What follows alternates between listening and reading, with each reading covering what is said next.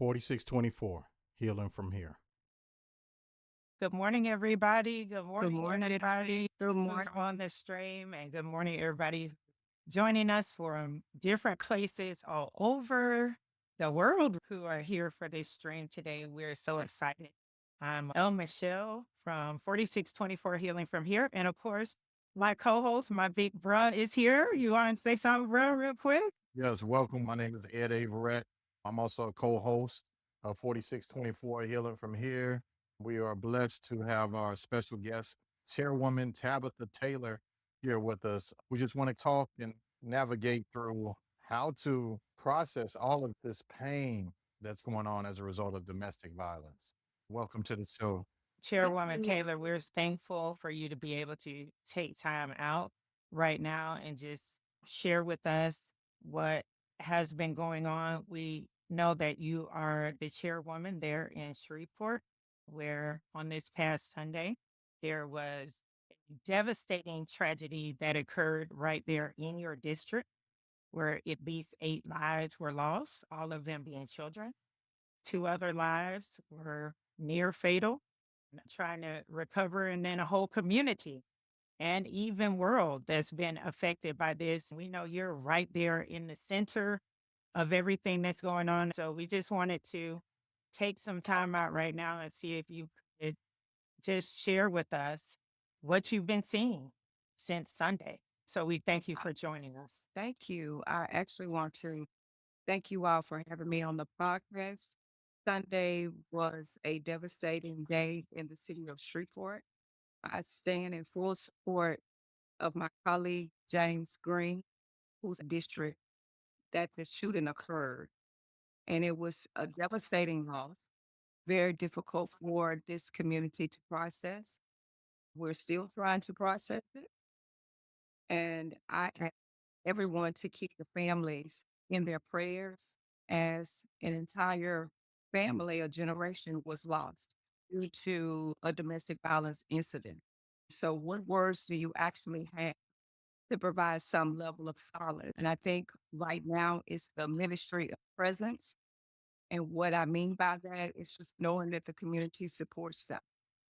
At the same time of giving that level of support, there is an intentional impact that we need to make sure that we continue to give attention to resources, and that's domestic violence. I heard you on C, I believe it was a couple of days ago or a day ago, and you were speaking about how you've seen disproportionately really affect African American women and just households. I really want you to speak to that because you gave some numbers during that broadcast as well that just caused me to pause and say, I want to reach out and just talk to you about we're seeing this now, but you've been seeing that.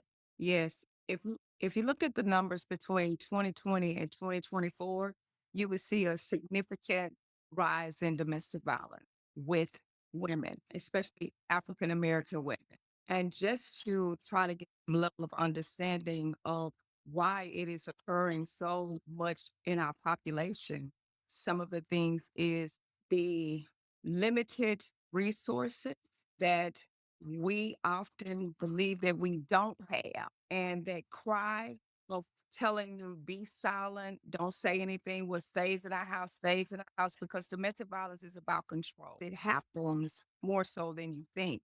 The stats that I gave was every 1 in 9 seconds, there is a woman affected by domestic violence. And if she has children, then that impact and that trauma transcends to the children. How does it have what impact does it have on the family? Because those children will grow up thinking that this is a natural process.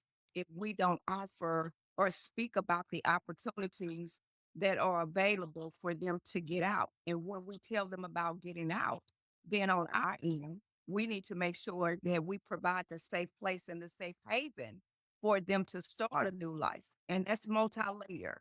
It's multi-layered because it's going to consist of counseling, it's going to consist of legal, it's going to consist of community rallying around, safe houses, all of these things. Because what is going to occur for this family is long-term assistance. Yes, we are in the moment now, but after this and after they have to face burying their children, that is when they're really going to need us. Yes. It's just very difficult to even wrap your mind around what happened. What has been the hardest part of all of this for you and others in the district in regards to this particular situation or the other The domestic hardest violence? part for me has been this fighting and then watching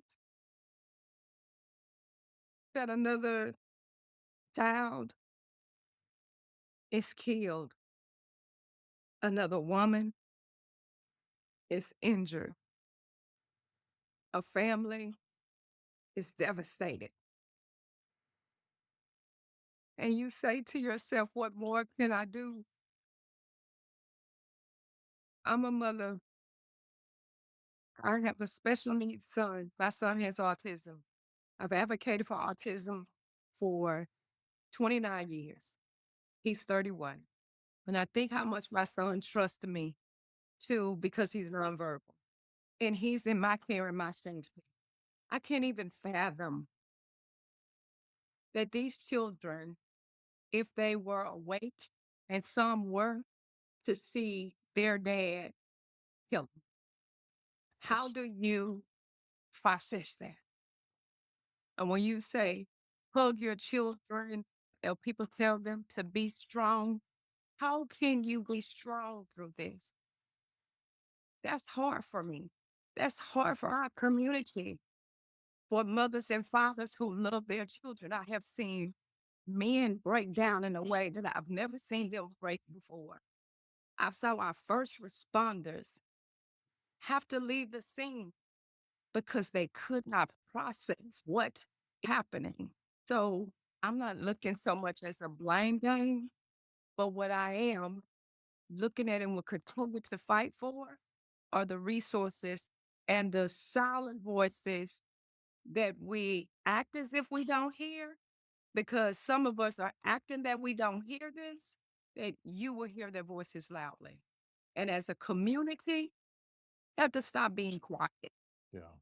And you have to create a safe haven for women and children, the elderly, and even some men that are domestically abused because it affects them as well. Agree with you.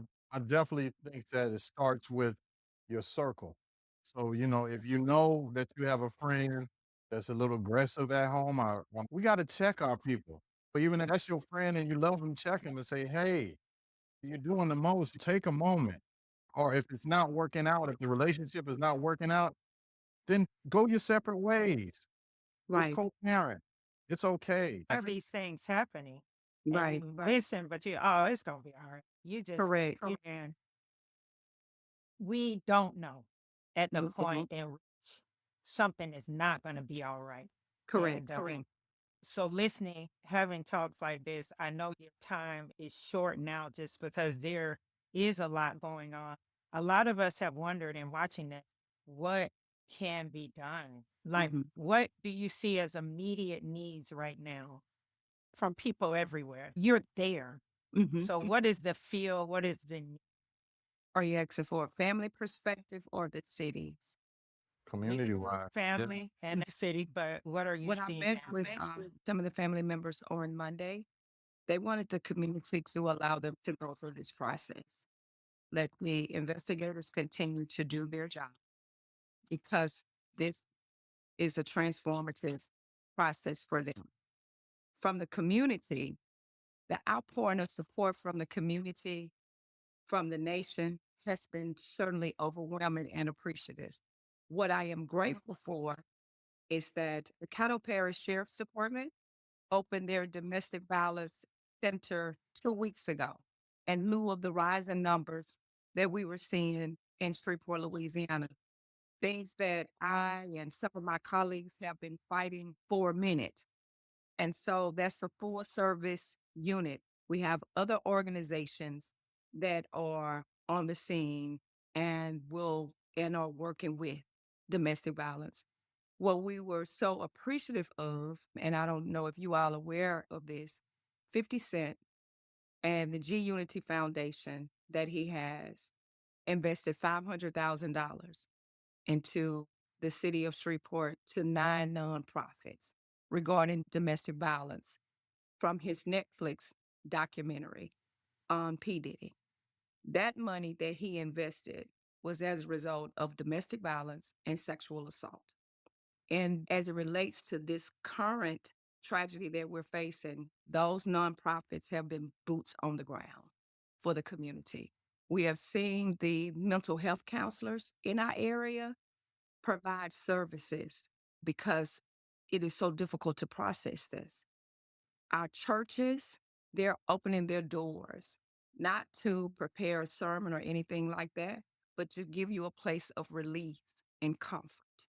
And as they do this, you can have communion, you can sit and pray, you can cry, but it gives you a safe place. And that is from many of our churches, but also our first responders, first and foremost, because they are there on the scene. And how do they process seeing children? You know, it hits differently when it's children. And so you see these children from a toddler on to, I believe, 14 years old. And let's not at any point forget the mothers. There are 3 mothers that they have to live with the death of their children. And it's one child that survived by getting out of the house. And she has to have that same level of counseling, and it's long term. So with us as legislators, we're looking and we're working with our state officials, with other outside entities. Again, as I say, with G Unit and 50 Cent, we're working collectively because we can't see this tragedy again. And people talk about what do we gain positive from this? It is uniting and being intentional about a cause that affects so many Black, white, Hispanic, Asian American. All of this happens in these communities, and it is not based on your income status. It happens across every economic status. And so it is providing a safe place for them to go. And that's number one. And to stop criticizing about why you didn't do this, why you didn't do this, because domestic violence is about control. And so it's education, awareness, resources, preparation, and being intentional about what we will not allow and what should not be allowed in our city.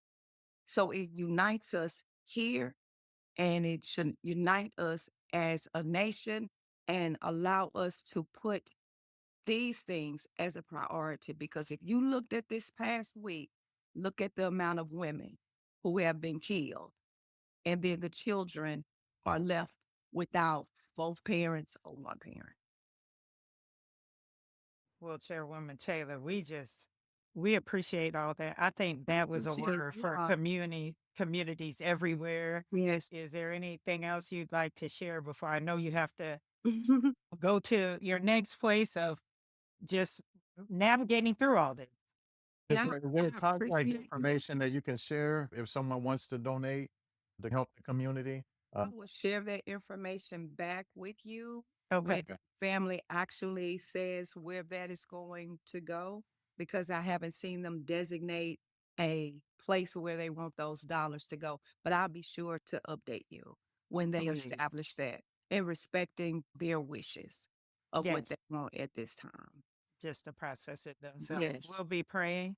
Thank you. Thank you. Thank you so We much do. for being on 4624, healing Thank from you so here. much. Yes. Healing is long term. And so we thank you for praying for us, praying for this family, praying for our first responders, and praying for our community as a whole. Appreciate you all more than words. And we're Thank going you to so continue to much. check on you too, even after. Please do. Please Yeah. We do. got you. We connected now. Yes, we are. Yes, we are. So thank you, Chairwoman Taylor. Thank you. You all have a good day. Okay, you too. Okay. You too. Bye-bye. His hands on my lion, God won't he do it? This is my story. What's your story? Turn the camera on you and tell your story. He brought you to it. can bring you through it. He had his hands on my life, God won't he do it? He had his hands on my life, God won't he do it?